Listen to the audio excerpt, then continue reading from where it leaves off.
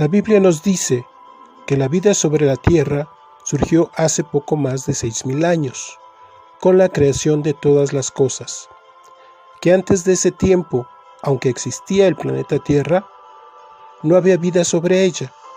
Las aguas cubrían toda su superficie y no había luz solar que la iluminara para poder sustentar la vida.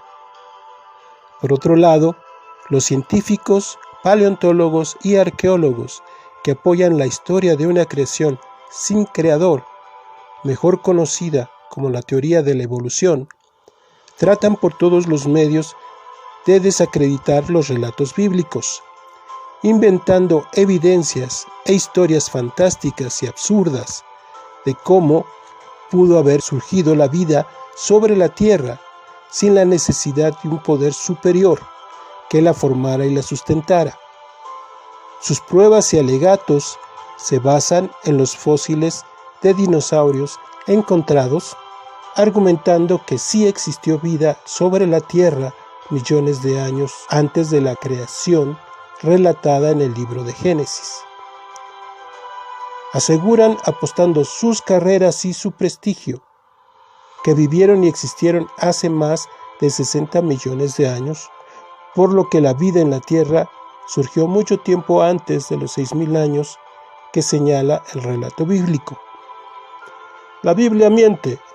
Aquí está la prueba, gritan en todos los foros y congresos.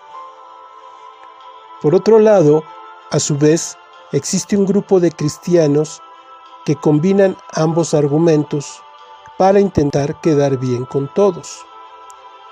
Afirman que las dos declaraciones son ciertas, tomando la postura de que los 6 días de la creación no eran ciclos de 24 horas, sino que cada día puede estar representando un periodo de tiempo de miles y hasta millones de años entre sí. En otras palabras, tratan de encontrarle los lados al círculo. ¿Qué opina usted? ¿Realmente vivieron y existieron los dinosaurios hace millones de años? ¿Eran los días de la creación periodos de 24 horas o de millones de años? ¿Son realmente los dinosaurios la prueba de que la Biblia se equivoca? ¿Quién tiene la razón? En este programa disiparemos de una vez y por todas la polémica sobre estas gigantescas criaturas. Veremos la verdad de su existencia sobre la tierra y si realmente contradice el relato bíblico de la creación. Analizaremos de cerca las escrituras bíblicas y por otro lado, exhibiremos la verdad que oculta la ciencia y los evolucionistas y su razón para hacerlo. Quédese hasta el final de este estudio y descubra las evidencias tan poderosas y contundentes que hoy, en estos tiempos modernos, han salido a la luz, pero que muchos se niegan a ver y aceptar. Evidencias irrefutables que usted podrá ver y comprobar con sus propios ojos, y al mismo tiempo que le ayudarán a entender la verdad sobre este tema.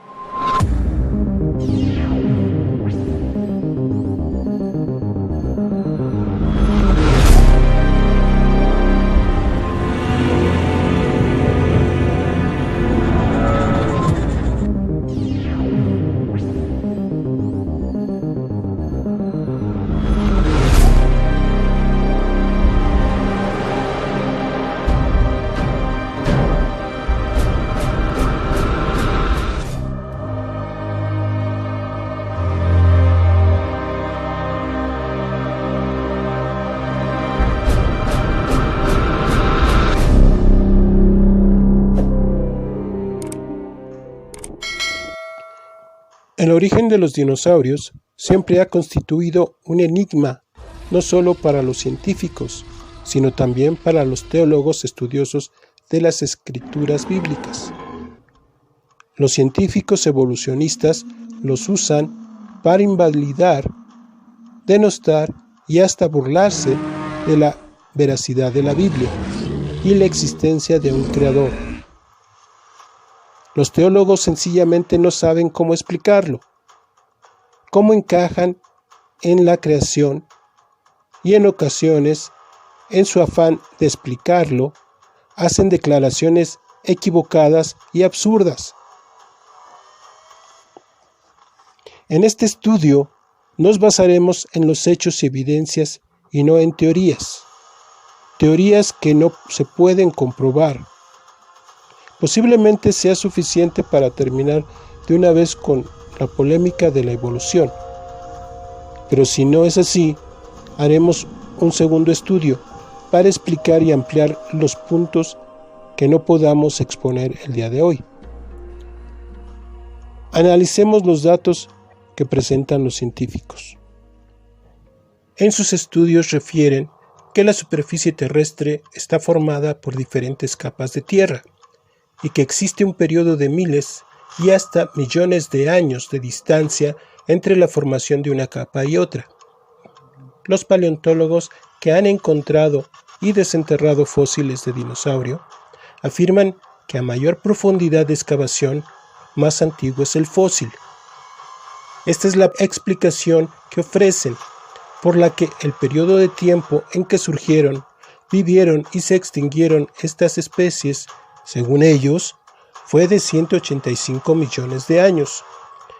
Y por si fuera poco, a eso le suman las pruebas de carbono 14 que supuestamente comprueban su antigüedad. En resumen, y para no enredarnos en tanta terminología científica, diremos que estos son los datos y evidencias más importantes que presentan para justificar su teoría, y con lo que pretenden anular el relato bíblico de una creación de poco más de 6.000 años. Ahora, ¿qué dice la Biblia? ¿Se olvidó de explicar esta parte tan importante de la creación? ¿Acaso menciona a los dinosaurios? Para comenzar, la palabra dinosaurio fue inventada en el año 1841 por Sir Richard Owen, por lo que es imposible encontrarla mencionada de esta forma en los escritos bíblicos. Pero eso no quiere decir que no sea mencionada con otro nombre. Vayamos a la Torá en Génesis 6. ¿Quiénes eran los gigantes de Génesis 6? Las traducciones equivocadas en las diferentes versiones de la Biblia, así como las malas interpretaciones de esta escritura por los teólogos, han dado lugar a doctrinas y enseñanzas tan absurdas como la misma teoría de la evolución. Se inventaron la puntada de que ángeles se sintieron atraídos por la belleza de las mujeres hijas de Adán y Eva, procreando con ellas una raza de gigantes. Esta enseñanza no tan solo es falsa, sino que no tiene ningún sustento bíblico, solo la torcida imaginación de alguien que no sabe cómo explicar lo que estaba leyendo, sin comprender. Saca de contexto totalmente la intención real del relato. Yo les diría, si no sabes del tema, mejor no digas nada. Quédate callado, así al menos no quedas como un tonto. Démosle pues el contexto apropiado para entender bien esta escritura y saber de lo que está hablando. De acuerdo con el relato hecho en Génesis, los primeros hijos de Adán y Eva eran varones: Caín, Abel y Set. Posteriormente les nacieron más hijos e hijas. Entonces los varones hijos de Adán y Eva tomaron para sí esposas de entre sus hermanas, porque así lo había dispuesto el Creador que sucediera. Dice la Escritura, los Nefilim existían en la tierra cuando a los hijos de Adán y Eva y a sus esposas les nacieron hijos. Estos fueron famosos en el tiempo antes del diluvio. Este es el texto y la explicación. Ahora leamos directamente de la Torá. cuando la humanidad comenzó a multiplicarse sobre el haz de la tierra y les nacieron hijas, vieron los hijos de Hashem, los hijos varones de Adán y Eva, que las hijas de los hombres les venían bien, sus hermanas, y tomaron por mujeres a las que preferían de entre todas ellas. El versículo 2, cuando habla de los hijos de Hashem o Jehová el Padre, Creador, se está refiriendo a los primeros hijos varones nacidos a Adán y Eva, Caín, Set, y los que les siguieron. ¿No son los ángeles? Solo es la forma en que el narrador quiso diferenciar a los primeros hijos de Adán de los primeros descendientes de Caín y Set, con sus esposas. Los Nefilim existían en la tierra, versículo 4, por aquel entonces y también después, cuando los hijos de Hashem se unían a las hijas de los hombres y ellas les daban hijos. Estos fueron héroes en la antigüedad, hombres famosos. En su Biblia posiblemente encuentre una referencia sugiriendo que de estos gigantes descienden los hijos de Anak. Esto obviamente es un error. Primero, porque implicaría que esa enseñanza absurda de una raza de gigantes, producto de la unión entre los ángeles con los seres humanos, sería cierta. No lo es. En segundo lugar, sabemos que después del diluvio solo sobrevivieron Noé, su esposa, sus 3 hijos y las esposas de sus hijos. En total, 8 personas. Las aguas cubrieron toda la superficie terrestre por casi un año, lo que hace imposible que alguna persona hubiese podido sobrevivir fuera del arca. Ahora, una vez explicado este punto, debemos aclarar quiénes eran los Nefilim. La traducción del hebreo los define como gigantes, pero estos gigantes no eran seres humanos, sino animales gigantes, lo que hoy conocemos como dinosaurios. Los dinosaurios fueron creados junto con la raza humana y cohabitaron sin problemas en tiempos antes del diluvio. Pero además, parejas de dinosaurios jóvenes entraron en el arca para conservar su especie, de manera que también subsistieron y convivieron con los hombres después del diluvio. Por si no lo sabe, existen pruebas de su existencia en el continente americano aún antes de la conquista española. Pero vamos por partes.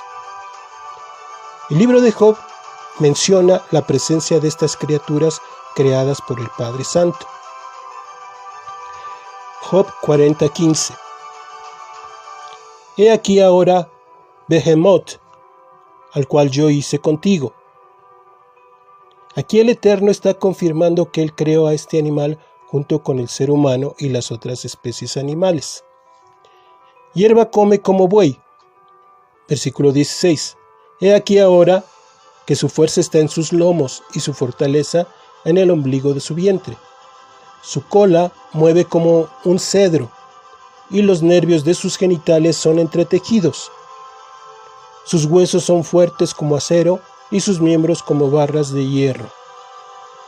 Seguramente en su Biblia, como en la mía, aparece una referencia que sugiere que es de un hipopótamo o un rinoceronte de quien está hablando esta escritura.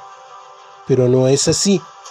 ¿Acaso el hipopótamo tiene cola como de un cedro? ¿Puede referirse a un rinoceronte o a un elefante? No, la descripción concuerda mejor con la de un brachiosaurio. Se cree que el libro de Job es el más antiguo de la Biblia, el primero en escribirse después de los tiempos de Noé. Entonces, lo que el Padre Creador de todas las cosas está declarando en esta escritura es que estos animales convivían con los seres humanos después del diluvio. ¿Cómo pudieron sobrevivir a la inundación de toda la tierra? Solo entrando en el arca. Dinosaurios jóvenes en sus primeros meses o semanas de vida. Recordemos que en un principio todos los animales, como los hombres, se alimentaban del fruto de la tierra, del grano y semillas. Fue hasta muchos años después del diluvio que los hombres y algunas especies de animales se vuelven carnívoros. Ahora, todos estos gigantes eran herbívoros, no comían carne, a pesar de lo que digan los paleontólogos. No importa qué tan grande y numerosa sea su dentadura, solo comían la vegetación que era muy abundante en ese periodo de tiempo. Y era muy pequeña la población humana que había sobre la tierra. Se necesitaba animales enormes que mantuvieran en equilibrio la flora y la vegetación del planeta. Conforme fueron creciendo los asentamientos humanos, fue disminuyendo la vegetación, los animales y su gran tamaño. Si habitaron la tierra juntamente con el hombre, ¿qué le hace pensar que se extinguieron? ¿Podría haber sobrevivido alguna especie hasta nuestros días?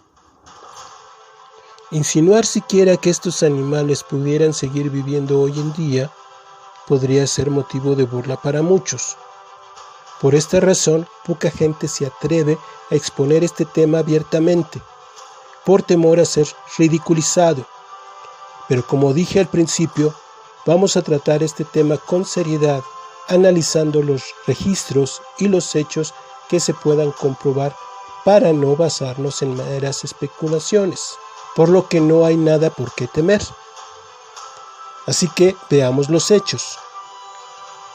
En 1944, un alemán aficionado a la arqueología llamado Waldemar Juschot, quien caminaba por el campo en un poblado de Acámbaro, Guanajuato, México, se topó con un hallazgo sorprendente, una figurilla de arcilla enterrada a la mitad, muy inusual. Por aquella época, esa zona se caracterizaba por haber sido un área de asentamientos prehispánicos, donde continuamente se hacían hallazgos de piezas antiguas.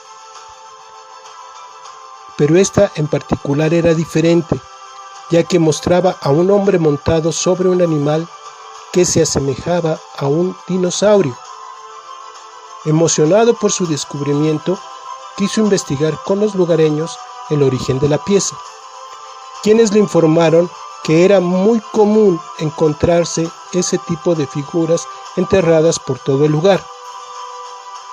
Se dedicó a buscar más de esas piezas, por lo que ofreció a una familia pagar $1 por cada figura hallada. Así logró reunir una enorme colección de más de 37,000 figuras de arcilla.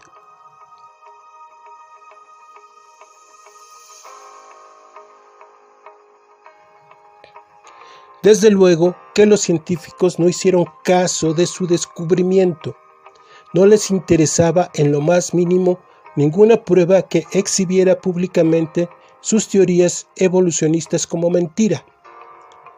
Por 11 años ignoraron el descubrimiento hasta que un artículo en Los Angeles Times los obligó a atender el asunto. Entonces el antropólogo y director del Amerit Foundation en Arizona, un museo y centro de estudios sobre culturas indígenas del continente americano, Charles C. DiPeso, decidió viajar a Acámbaro en 1953 para analizar y juzgar personalmente los hallazgos, mismos que naturalmente catalogó como falsos, asegurando que Waldemar Juschot lo habían engañado por dinero, que la familia había elaborado las piezas de arcilla para poder vendérselas. Esto a pesar de que otros arqueólogos, con menos renombre que DiPeso por supuesto, ya las habían analizado y verificado su autenticidad. Pero desde luego que la élite científica no lo iba a aceptar, ya que el hacerlo los obligaría a reconocer que todos los años de trabajo que habían dedicado tratando de respaldar y probar la teoría de la evolución habrían sido una pérdida de tiempo, y todo su trabajo se convertiría de un día para otro en basura. Usted puede creer lo que quiera. Todos somos libres de pensar y dar como cierto o falso lo que más nos convenga. Pero cuando una persona piensa tontamente y asegura que esas tonterías son ciertas, a pesar de que las evidencias y testimonios demuestran lo contrario, solo se exhibe como un tonto y pierde su credibilidad. Analicemos un poco el asunto. Para que estas personas hayan podido engañar a Valdemar, debieron haber tenido el conocimiento que solo un paleontólogo moderno de nuestros días puede tener. Dicho de otro modo, debieron tener en la mente el registro de todas las especies de dinosaurios representados en estas figuras, y no solo de esqueletos, sino el conocimiento de cómo eran originalmente. Cabe recordar que en aquel tiempo ni el paleontólogo más experto tenía todo ese conocimiento a su alcance, porque en aquella época no se conocían la gran variedad de especies de dinosaurios de las que hoy se tiene registro. Solo hasta los últimos años se han podido clasificar y catalogar debidamente toda la variedad de especies encontrados. Tampoco había libros ni bibliotecas que pudieran consultar en Acámbaro.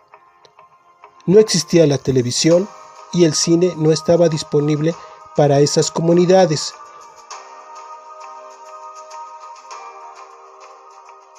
Por lo que sus argumentos se caen a pedazos y los exhiben como estúpidos, ignorantes.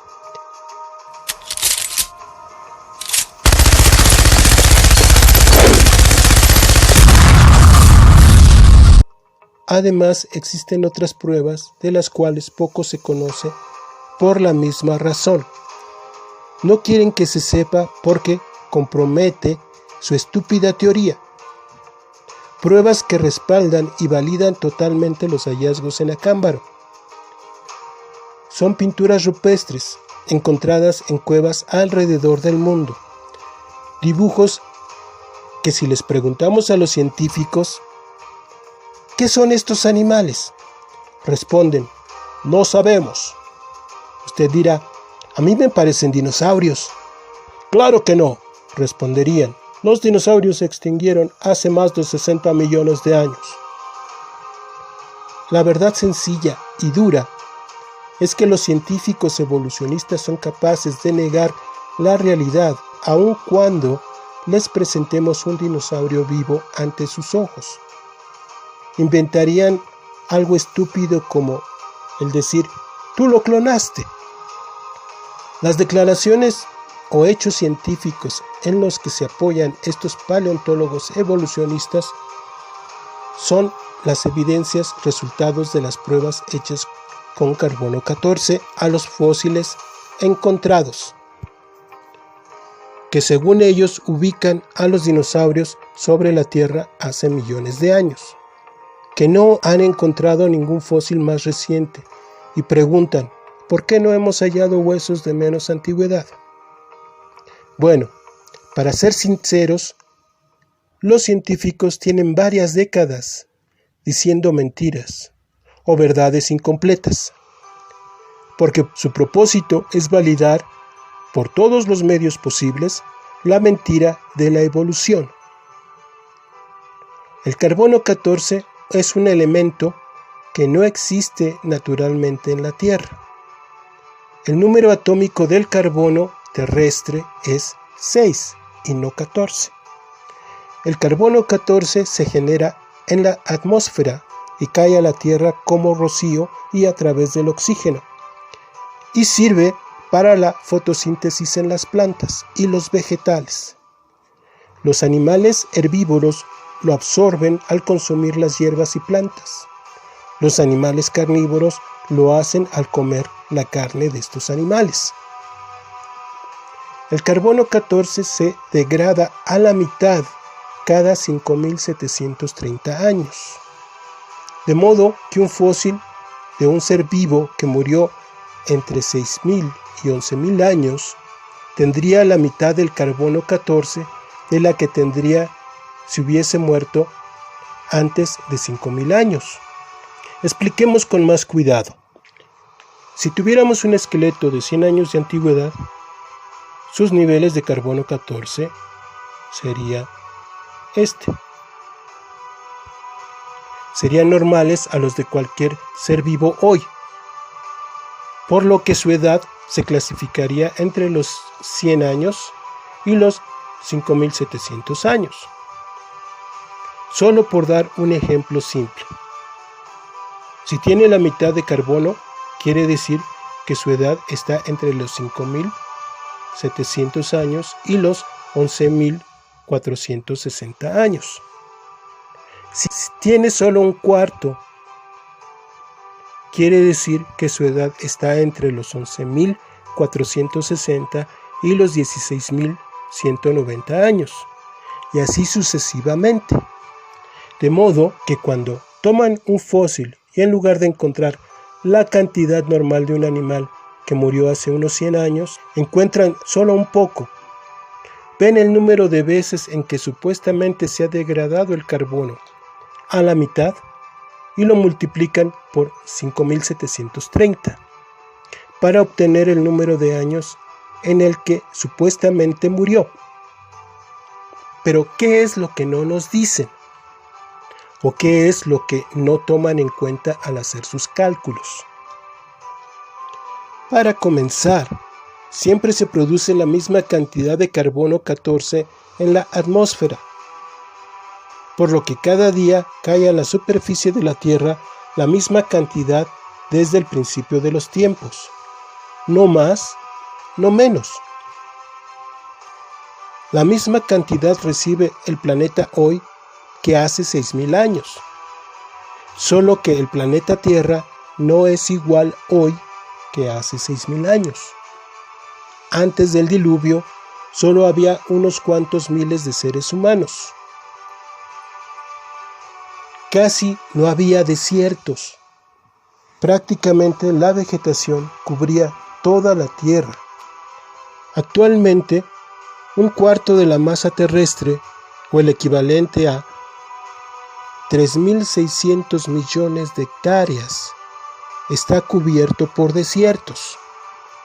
De acuerdo con un estudio por la ONU, la Organización de las Naciones Unidas, la desertificación amenaza al menos a 168 países del planeta y podría comprometer un 38% más del territorio global en los próximos años. Si a esto le sumamos que hoy vivimos más de 7.000 millones de personas en el planeta y una gran parte de ella habita en las ciudades o selvas de concreto que construyeron para sustituir los campos, bosques, flora y fauna por edificios y suelos de asfalto, destruyendo la vida natural en millones de hectáreas en las que hoy encontramos ciudades. ¿Y por qué importa esto?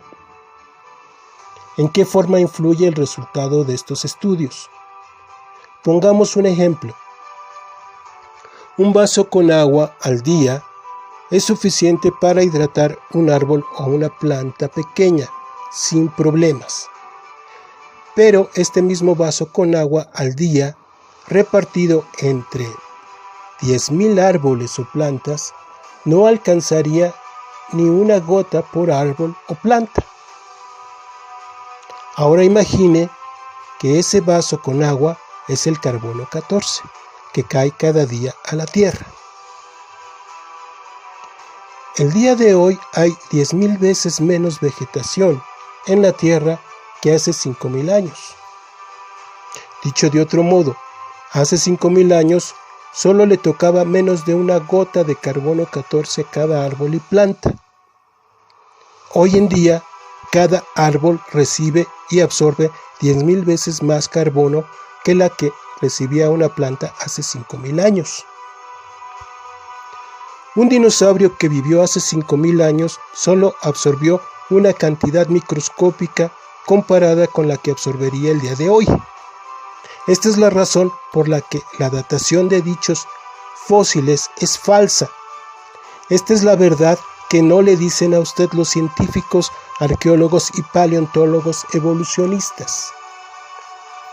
Si los dinosaurios convivieron con el hombre, ¿por qué razón no se han encontrado más osamentas esparcidas por los campos? ¿Por qué solo existen los fósiles que han sido recuperados bajo tierra?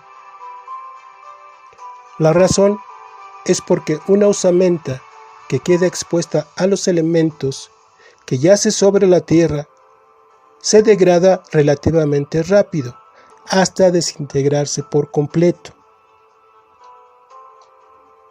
Un ejemplo de esto es el bisonte americano. Para los años de 1700 corrían por las praderas y campos de América del Norte aproximadamente unos 60 millones de ejemplares. Con la conquista de los territorios del oeste, fueron cazando sus pieles y sus cuerpos quedaron abandonados a lo largo de valles y llanuras. A finales de los 1800 ya solo quedaban unos 1000 animales vivos. La pregunta es, ¿dónde quedaron sus esqueletos? Cuando caminamos por las reservas y parques de Norteamérica, deberíamos toparnos con miles de esos huesos esparcidos por todos los campos. Pero no es así, porque ya se han desintegrado. Para que un cuerpo o esqueleto se fosilice, necesita estar sepultado y que el terreno cumpla con ciertas condiciones. Un ejemplo de esto son las llamadas momias de Guanajuato. Las momias de Guanajuato son cuerpos humanos de personas que murieron en los siglos pasados y fueron sepultados en el cementerio local. Lo extraordinario del asunto es que las condiciones del terreno preservaron los cuerpos en un estado parecido al de las momias de Egipto, sin el proceso de embalsamado o momificación. ¿Qué fue lo que ocurrió con los dinosaurios?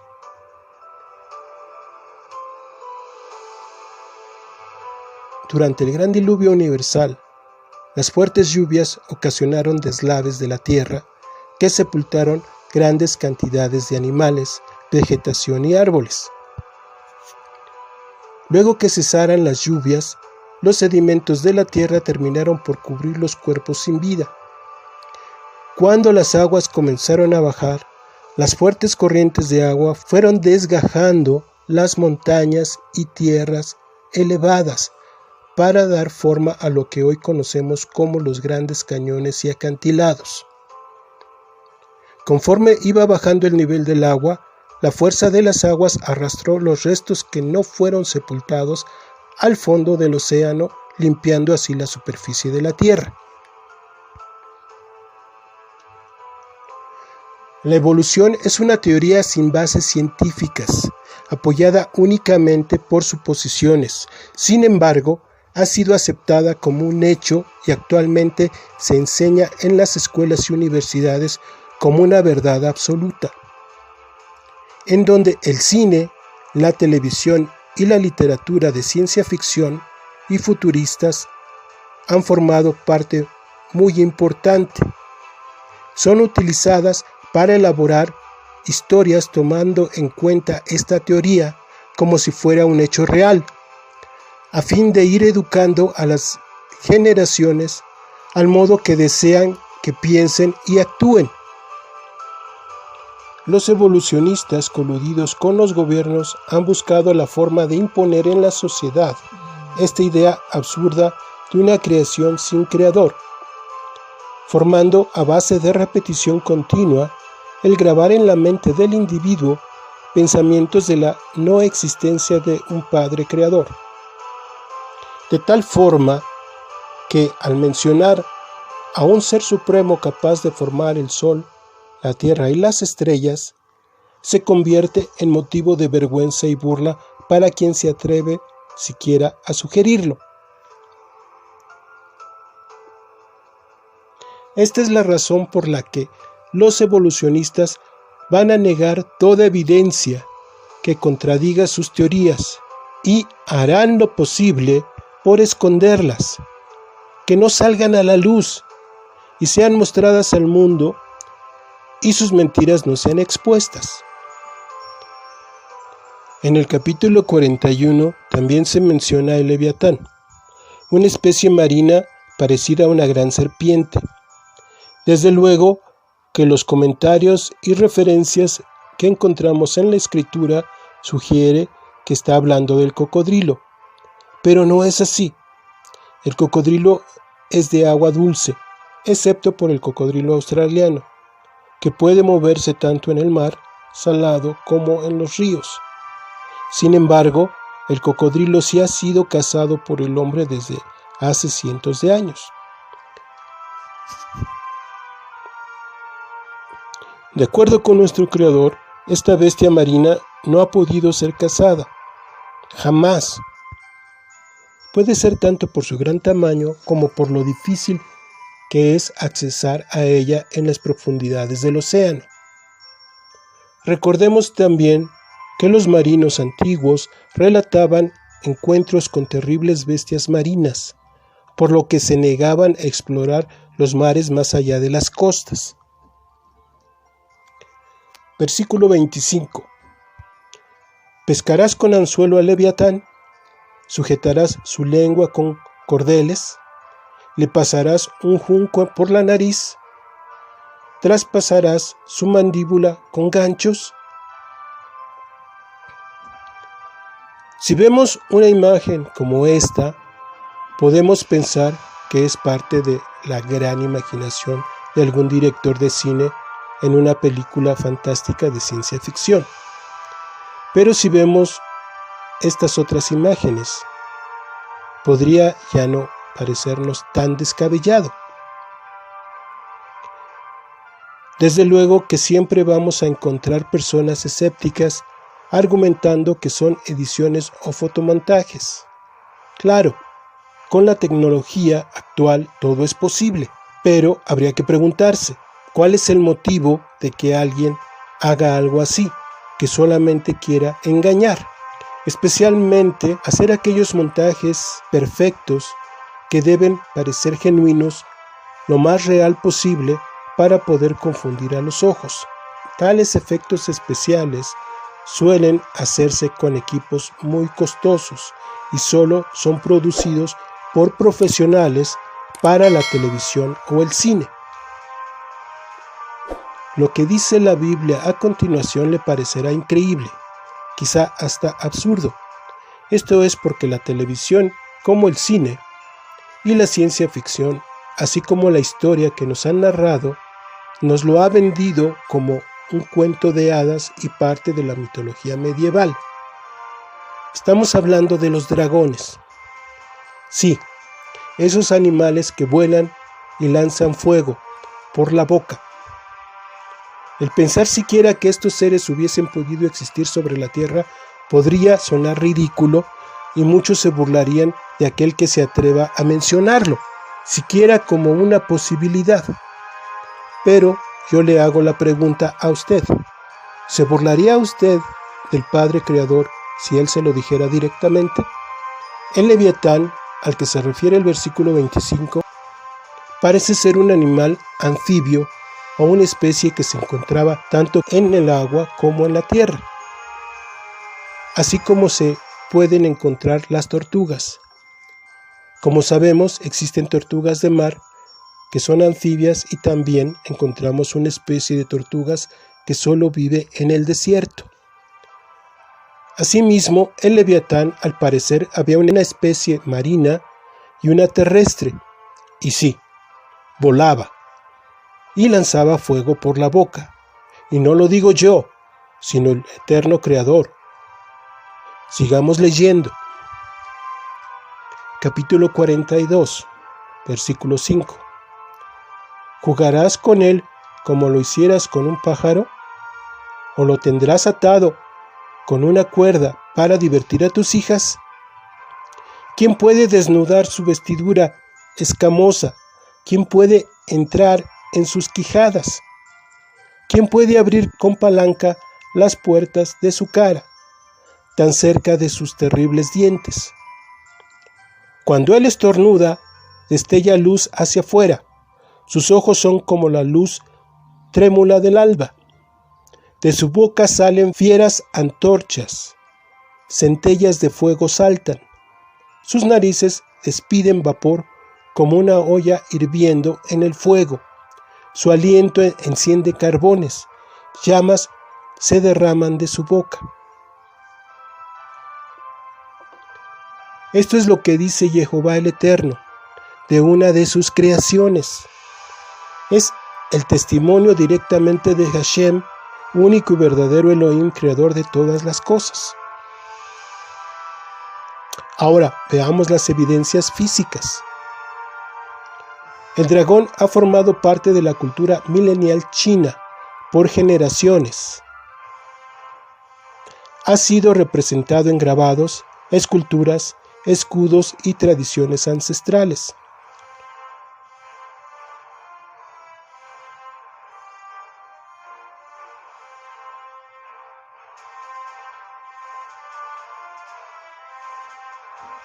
Por otro lado, en Europa también se han encontrado registros de estos animales. Aunque el dragón chino se asemeja más a una gran serpiente, el dragón occidental europeo es más parecido a una enorme lagartija alada. Todas estas evidencias que han sido tomadas por los historiadores, los arqueólogos, científicos y por la criptozoología como arte basado en leyendas e historias ancestrales. Sin embargo, hoy vemos que son respaldadas por las Sagradas Escrituras como hechos verídicos de que existieron y cohabitaron con el hombre y tal vez aún existen. Ahora, debido a que el tema de los dragones ha generado mucha pasión entre los cineastas y los creadores de juegos virtuales, es difícil identificar una imagen real de una falsa generada por computador. El material que presentaremos es lo que a nuestro parecer aparentemente es grabado espontáneamente por aficionados, personas que se encontraban casualmente en el lugar mientras documentaban una excursión. Se toparon inesperadamente con este hallazgo. Al final, usted decide si cree en ellos o no.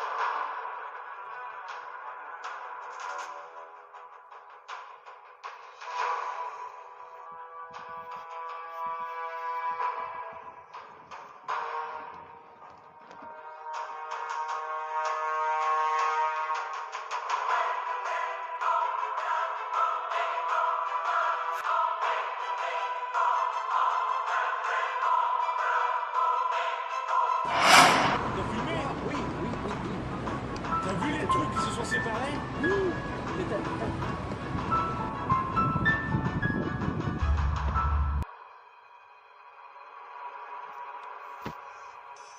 Recuerde, actualmente se han recopilado un gran número de testimonios sobre avistamientos inexplicables de todo tipo de criaturas extrañas, las cuales se habían creído que eran parte de leyendas tribales, contadas por los antiguos nativos y tribus. Quizá no solo son leyendas, sino testimonios sepultados en el descrédito por la ciencia, por comprometer su famosa teoría sobre la evolución.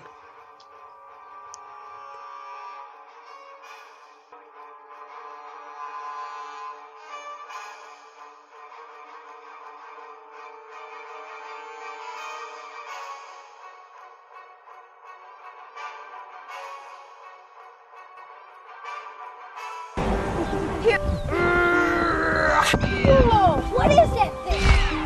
Is that a bird? No, that's not a bird. Whoa! Como podemos ver, tanto las escrituras como los hechos y las evidencias físicas van de acuerdo. Nos dicen que estos animales vivieron junto con el ser humano aún después del diluvio, que no surgieron hace millones de años, que no se extinguieron, al menos no como lo dicen los científicos. Tenemos muchas evidencias físicas de su existencia hasta apenas siglos atrás. ¿Por qué el Eterno crearía seres tan grandes sobre la tierra? Porque necesitaba estos animales para que mantuvieran bajo control el crecimiento de la vegetación sobre la tierra. Conforme fue creciendo la población de seres humanos, el número de estos animales fue disminuyendo en forma importante, porque iban siendo empujados hacia lugares cada vez más apartados. También su tamaño iba disminuyendo.